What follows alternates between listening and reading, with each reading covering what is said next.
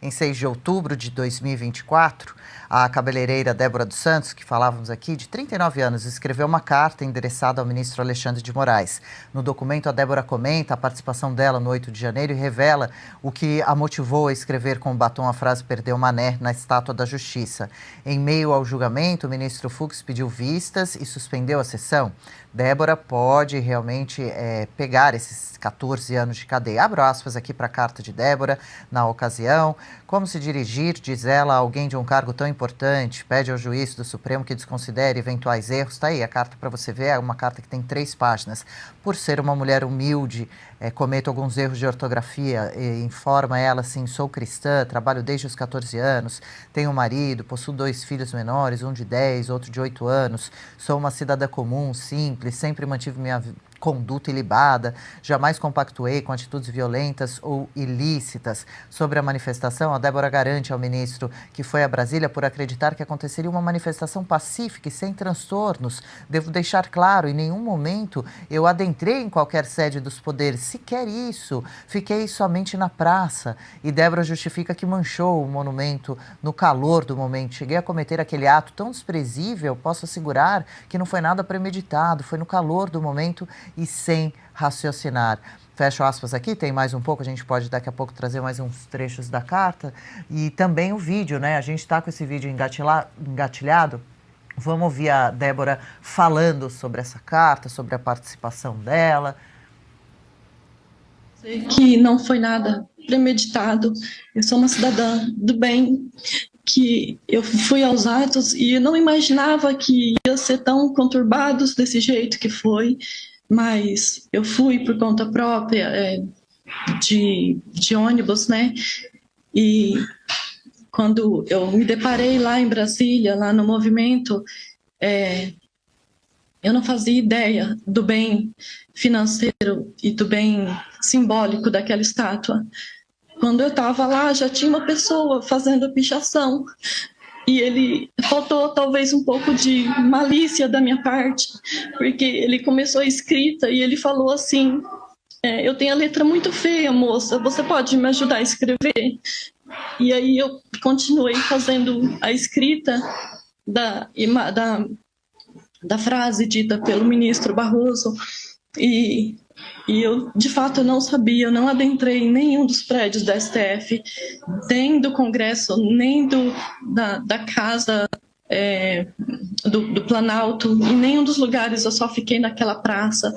Eu estava tirando fotos, porque eu nunca tinha ido a Brasília, e eu achei os prédios, de fato, muito bonitos, e foi por isso que eu estava lá tirando fotos, e apareceu esse indivíduo que eu nunca vi na vida, e falando isso para mim, e eu caí nessas falas dele, mas eu nunca fiz nada de ilícito na minha vida. Então eu queria pedir, assim, de todo o coração, que se compadecesse de mim, porque eu sou uma mãe, que eu nunca me afastei dos meus filhos, essa separação tem feito eles sofrer demais. E eu só queria que soubesse disso, excelência, porque isso tem feito minha família sofrer demais. Me desculpa pela... Não, fica à vontade. A gente sofre com ela e com a família, viu, Débora? É impressionante essa injustiça que acontece. Bom, é até difícil comentar qualquer coisa a esse respeito, mas o que ela fala ali é muito grave. Ela fala: puxa vida, tinha uma outra pessoa escrevendo, e disse: olha, minha letra é ruim, você pode escrever para mim? E foi isso que ela fez. Ela não entrou em nenhum outro lugar, ela não participou do quebra-quebra. Ela diz: eu não tinha a menor ideia de quanto valia uma estátua daquela, da importância. Eu estava ali maravilhada, porque eu nunca tinha visto, né, aqueles prédios, olhando aquilo ali. Então, assim, claramente, ela diz a separação dela dos filhos, né, que ela não viu os dentinhos de leite cair, que ela não participou da alfabetização, que ela está 2 anos longe. Gente, isso não é feito com nenhuma criminosa, traficante, mulher que pica o marido aos pedaços. A gente vai dar uma pena dessa magnitude para Débora? É realmente assim, dilacera o nosso coração e mostra o que se transformou o nosso judiciário, onde infelizmente a gente não consegue ver mais justiça no nosso país. Fazendo uma brasileira que leva uma vida comum, qualquer uma de nós, irmãos, primos, familiares, poderiam estar nessa manifestação. Manifestações da direita sempre tiveram fama de serem pacíficas, né, com pessoas calmas, com famílias reunidas. E ela entrou nessa, né? Não imaginava que ia se tornar em violência, não invadiu, isso me chama muita atenção, nenhuma dos prédios ali, das sedes dos 3 poderes, e agora posta esse vídeo se humilhando, uma humilhação que dói de ver, que ela não precisaria passar, aos prantos, tentando falar dos filhos, então pedir perdão, pedir desculpa e realmente de coração falar que ela não tinha intenção. Onde essa mulher foi para lá com a intenção de dar um golpe de Estado armada com um batom no bolso? Perdão. Isso só demonstra a total ilegalidade desse processo, né? Olha a humilhação que essa senhora está passando. Não tem traficante, não tem estuprador, não tem pedófilo que passa por uma humilhação dessa. E ela tá passando por isso com 2 filhos pequenos, né? A dama do tráfico, ela voltou para casa porque ela também tinha 2 filhos pequenos. Por que não coloca a mesma lei, né, o mesmo julgamento para Débora? Ela não entrou em nenhum prédio público, ela simplesmente escreveu com batom numa estátua. Ela vai virar um símbolo da injustiça desse país. E isso vai se voltar contra o STF, porque tem uma coisa que brasileiro não gosta, é de injustiça. BBB tá aí para provar isso.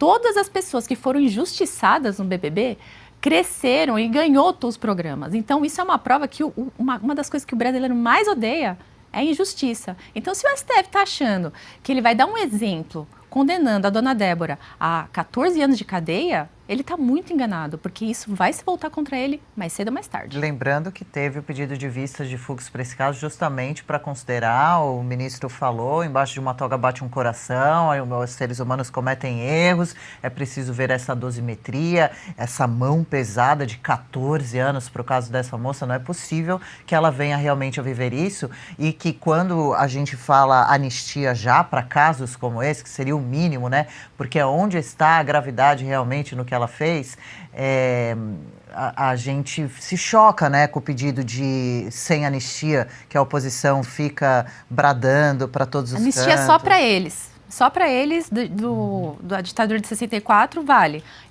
Anistia para uma cidadã inocente, aí não tem. Que né? nem devia estar Mas nessa posição, que a esquerda, né, só resta isso, é criminalizar essas pessoas. Elas precisam criminalizar a direita, até uma mulher simples como a Débora. É isso que passa pela cabeça deles. É a única coisa que resta para eles. Infelizmente, essa é a realidade. Agora, a maior parte da população não é a esquerda. Isso é bastante importante. E é o que disse a Paula.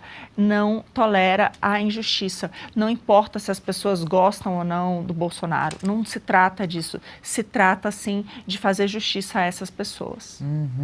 Bom, a gente vai seguir acompanhando esse caso com certeza, lembrando que Guilherme Boulos e todos os seus aliados estão marcando para esse domingo uma manifestação sem anistia, justamente gritando essa palavra de ordem tão deplorável, né? Vamos ver como que vai ser esse volume, quem são os brasileiros que realmente apoiam isso, porque ter raiva, como a gente sabe que tem, um ódio pessoal, um sentimento de vingança por Bolsonaro, a gente entende, isso é bastante claro. Agora, por essa moça junto, estão querendo colocar ela nesse rolo junto, com qual argumento realmente é o que a gente tenta entender. E aqui no chat o pessoal dizendo, né, sumiram com boa parte das imagens do 8 de janeiro, né, sendo que agora há pouco a gente realmente acompanhou isso, né, a imagem de um vídeo editado, apenas um trecho, com uma narração feita ao vivo. E ninguém fez nada. Completas? Como que ninguém faz nada com um ministro que some com as imagens de um evento dessa magnitude?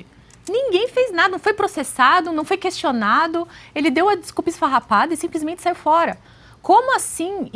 Esse é um dos pontos mais intragáveis para mim, porque como que as pessoas estão sendo condenadas a 17, 14 anos de cadeia sem ter provas, sem ter as imagens que elas fizeram alguma coisa, E sem o ministro do individualizar. GSI é a mesma coisa. É impressionante. Que não está nesse processo. Cadê o ex-ministro do GSI? Cadê o G. Dias? Cadê que aparece ali nas imagens? Andando Cadê? tranquilamente, Cadê o seu distribuindo depoimento? águas, não é? Aliás, tudo aquilo mostrando que eles já sabiam, né? Algumas imagens mostrando que eles abriram ali. Cadê tudo isso, gente? Foi tudo editado e a gente vai deixar por isso mesmo? Isso que a gente não está nem falando, né, sobre a suposta participação de inseridos da esquerda para promover o tumulto. Que fizeram um rapel ali, saindo ali, né, do palácio. Para fortificar a narrativa de que a direita era violenta, estava tentando realmente um ato violento, grave, de derrubada de Estado.